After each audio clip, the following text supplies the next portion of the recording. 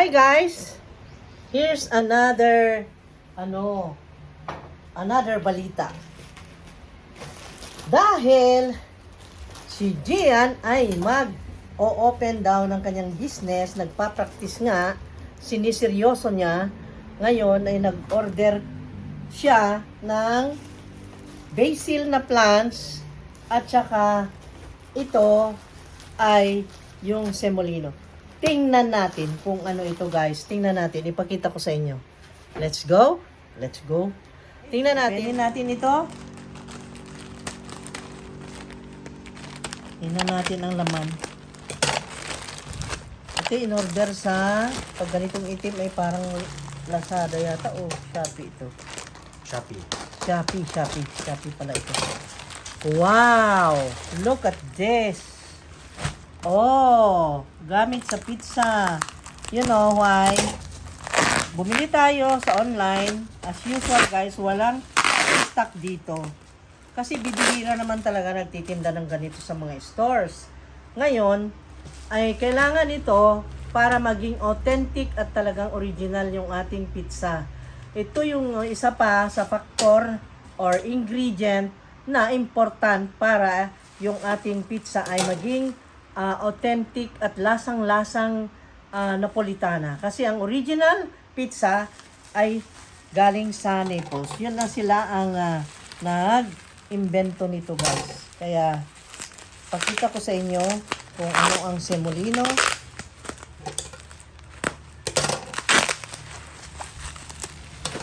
Ito ay importante para sa pizza guys kasi nagbibigay ng texture na kakaiba. Kaya yung iba, hinahanap yung ay, sulaklolo. Sulaklolo ang bida. Bumati ka nga. Grabe naman. Ayun, tanggal ka pala siya muli.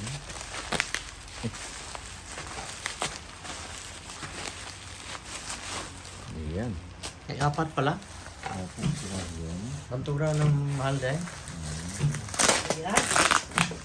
Apat pala, bantugra, ganun yung presyo ba? Ala, apat pala. Ang dami. 4 packs. Wow. Muli na yan.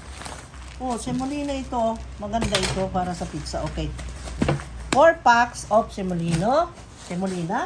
And then, ito yung magkakano na isa nito. Dito ang price. Okay. I-share natin. Basta ang binayaran yan is 915 yung apat. 915 divide into 4. Okay guys? Ganun ang price. And then, this one ay buksan din natin. Teka.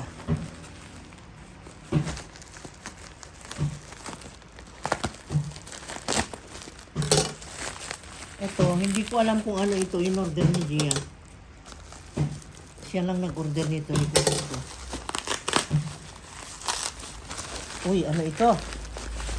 Oh my God, umorder ka pa nitong lupa.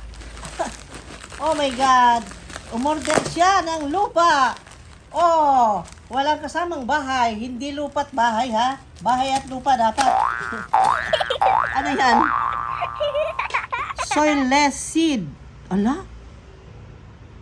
Ala, starting kit daw. Mix ng ano. Ibig sabihin may seeds yan? Ala, may seeds na siya ng basil. Yeah. Wow. Ha? Hindi? Soilless siya ba na starting mix para sa doon? Para gamitin yan, Soilless para seed makatanim starting ka na. mix di ay. Yan. Okay. Yung medium para sa taniman, yung ilagay sa pot, yun ang ibig sabihin.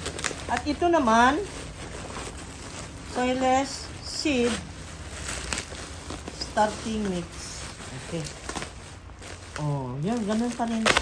Kaya lang, bakit sabi niya soilless seed? Seed starting mix. Starting mix. Taniman. Yung medium Pampastart niya. ng seed ba? Yung medium niya. Ano ito? Ala, kamunti kong itapon. May laman pala. Uy, may sulat. Starting 5 liters. 18 holes. 3. Huh? What is that? Ayan. Oh. Ayun Sanay ang basil. seeds. Oh. My God, in-order pa niya online. Meron namang nabibili dito.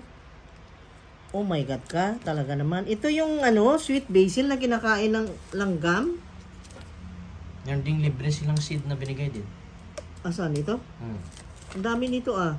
Di sana humingi ka na lang ng libre, mas marami ang laman. Yung binili niya, kokonti ang laman. Yung free, wow. Thank you, seller. Mas marami yung free mo. Ang galing. Okay. Meron naman sa supermarket yan. Yan naman ang meron. Pati sa hardware, meron yan eh. At nandito yung mga Totoo yung yan. instruction. Oh. Instruction how to plant and alam naman na natin yan. Oh, okay. At ito naman, meron pang box dito. About Nature's Seed House. Steps to achieve our missions. Oh. Ayan. Instruction. Bago pang binigay. Ay, may booklet 1, booklet 2, and booklet 3. Wow, 1, 2, 3. Okay, booklet 3, booklet 2, and booklet 1. Yan, basahin natin mamaya. Okay, ito naman. Exciting guys kasi ito yung mga importanteng gamit para sa ingredients ng pizza na ibebenta. Ito yung mga kailanganin, okay? Dagdag sa kailanganin natin para makapag-start siya ng business, okay? Crossing my fingers for this business. At ito naman ay what is this? Yung kung saan ipapatubo siguro yung seeds, ha?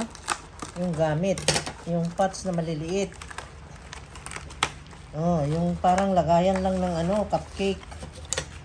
Ganon. Ayan. Oh, ayan. Oh, yung parang pinagsidlan lang ng chocolate. Alam mo yung nabibiling chocolate, may ganitong plastic eh. Ayan, oh. Oh, ayan. May pagsisidlan. Lagay mo na ito dito. And then, bago mo ilagay yung seeds. Ganun lang kasimple. Okay? Meron na siyang lagayan. At tingnan natin kung mabubuhay ni Gian. Mag-experiment daw siya. Siya ang umorder nito eh. Okay. Para sa business niya, siya ay gumagawa ng paraan na magiging maganda ang product niya. Para siya ay i-patronize ng mga customers. Okay, so yan. 1, 2, then 3, 4. Ang dami ng semolina. And then, meron pa tayong pataniman ng basil. So, in the future time, magkakaroon na tayo ng sweet basil na fresh talaga. Yung nagluluto siya, gaganon lang, kukunin lang sa pot yung mga leaves ng kanyang sweet basil direct to the pizza. Ganon. Ganon ang gusto niyang business. Yung talagang natural at masarap at unforgettable pag nakain mo. Ganon. Okay? Thank you so much guys. Na-share ko na naman ang dapat kong i-share today. Okay, bye-bye. See you. Bye-bye.